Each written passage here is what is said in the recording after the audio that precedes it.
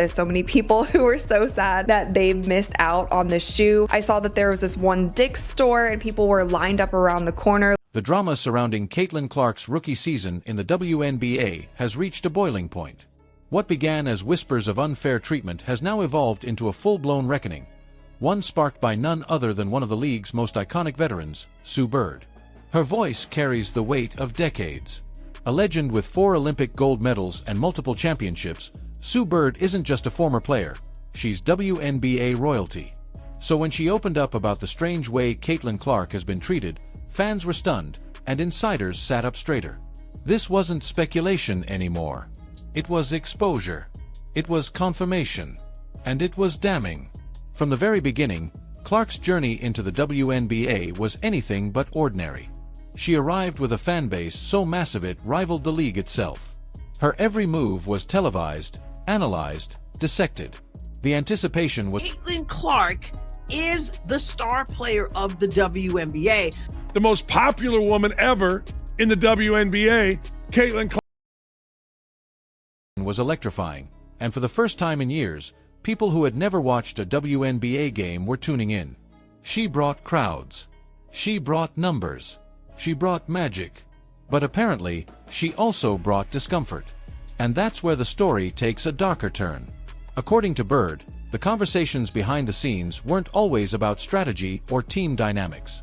They weren't purely basketball debates. There was a subtext. Something more personal, more defensive. We were having basketball conversations, and everybody just took it to another place, she said.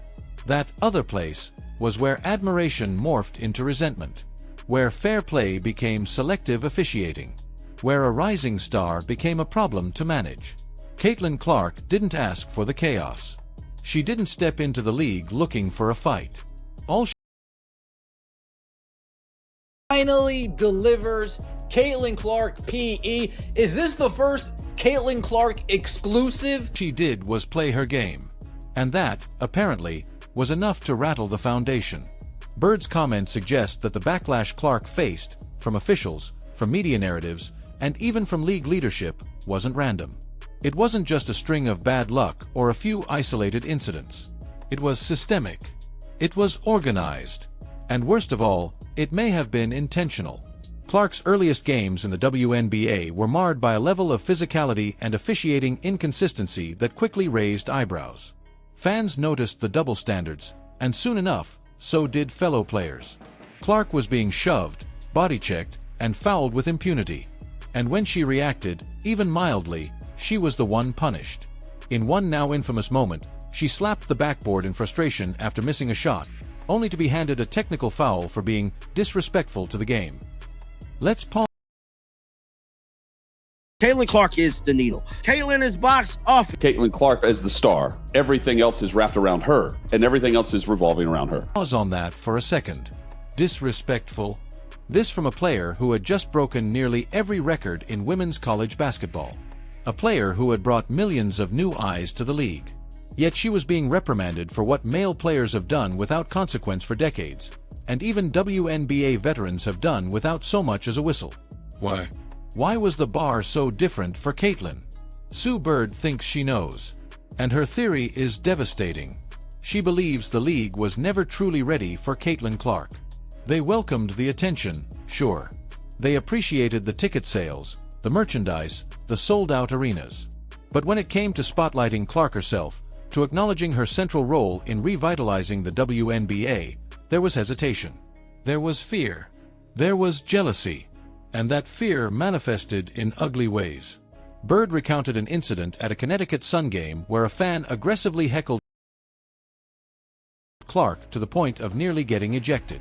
Nothing about that was acceptable, and yet the league's response was muted, bordering on non-existent. If that kind of vitriol had been directed at a veteran star, the league would have issued statements and possibly security protocols. But for Clark, silence. This silence speaks volumes. Then came the ultimate slap in the face, how Caitlin was notified that she had won Rookie of the Year. Not through a press event. Not during a game. Not in a ceremony that could have amplified the achievement and brought joy to fans. No. It was a quiet phone call during practice in Connecticut, just before a playoff game. It felt more like a dentist appointment reminder than a recognition of one of the greatest rookie campaigns in WNBA history. Why was it handled that way? Why wasn't it celebrated? Why wasn't there a moment? The answer, once again, may lie in the league's unspoken discomfort with just how fast Clark rose to the top. Perhaps it was easier to downplay her accomplishments than to admit that a 22-year-old rookie had, in mere months, accomplished what the league had struggled to do for decades: captivate the nation. Sue Bird didn't say it outright. But she didn't have to. Her tone, her stories, her subtle digs, they painted the picture just fine. And the picture is disturbing. Let's talk about the leadership behind all this.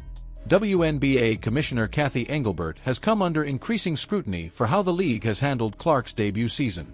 Engelbert's marketing strategy has been to lean heavily into rivalries, hoping to recreate the drama and excitement of the NBA's golden era. But where that strategy falls apart is in how she framed those rivalries. In an interview that lit up social media with outrage, Engelbert referenced Clark and Angel Reese as the modern-day Magic Johnson and Larry Bird, but with a racial twist. Clark, she noted, is white. Reese is black. And that contrast, she implied, was great for business. The backlash was immediate and fierce. Sports are supposed to unite people, not exploit divisions. Reducing these players to skin color for the sake of television ratings wasn't just insensitive, it was disgraceful. And in a league that prides itself on inclusion, the optics were catastrophic. Critics were quick to call out the hypocrisy. Both Clark and Reese have faced intense racial abuse online and in arenas. Instead of protecting them, the league weaponized their differences. And when confronted with this reality, Engelbert's advice to players was, essentially, don't read the comments. Yes, seriously. Her grand strategy for dealing with racism and misogyny was to suggest logging off social media. It was a failure of leadership so glaring that even Bird and Megan Rapinoe couldn't stay silent. On their podcast, they blasted Engelbert for prioritizing marketing gimmicks over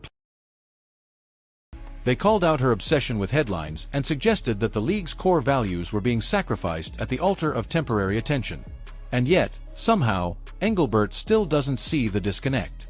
Instead of embracing Clark as the WNBA's most valuable ambassador, someone capable of pulling the league into a new era, she continues to minimize her impact. Rather than celebrate her as a once-in-a-generation phenomenon, Engelbert and the league office seem content to treat her as just another rookie. Just another name. Just another number. But the numbers don't lie. Caitlin Clark has single-handedly revitalized the WNBA. She's broken attendance records, increased television viewership, and attracted sponsors the league could only dream of a year ago. She's not just participating in the WNBA, she is driving it, steering it, saving it. And that's what makes this entire situation so surreal. Why would a league try to dim the light of its brightest star? Some say it's politics. Some say it's old guard resentment. Others say it's race. Perhaps it's all of the above. But one thing is certain, the treatment of Caitlin Clark is a case study in how not to handle success. Because here's the truth, the WNBA needs Clark far more than she needs them. She is the reason new fans are showing up. She is the reason national media is paying attention. She is the reason young girls are dreaming bigger. And every time the league undermines her, dismisses her, or ignores her contributions, they aren't just disrespecting her, they're sabotaging themselves. Even Sue Bird, for all her indirect comments, seemed to acknowledge this in her more reflective moments. She said it plainly, Caitlin is one of one. Nobody else came into the league like this. And yet, instead of building her up, they seem determined to tear her down. There's a lesson here, one that the WNBA must learn quickly. You don't grow by suppressing greatness. You don't build a brand by hiding your star. And you certainly don't survive by turning your back on the one player who brought you into the mainstream. Caitlin Clark didn't come to the WNBA to cause problems. But she also didn't come to play small. And if the league can't embrace that, can't evolve to meet this moment, they won't just lose a player. They'll lose the very future she was helping to create.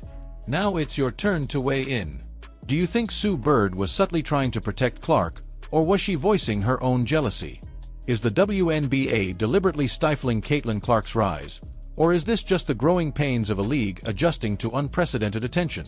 Drop your thoughts in the comments below, and if you're ready to uncover more truths behind the headlines, don't forget to like, subscribe, and turn on notifications for the next episode of the story that's rewriting women's basketball history.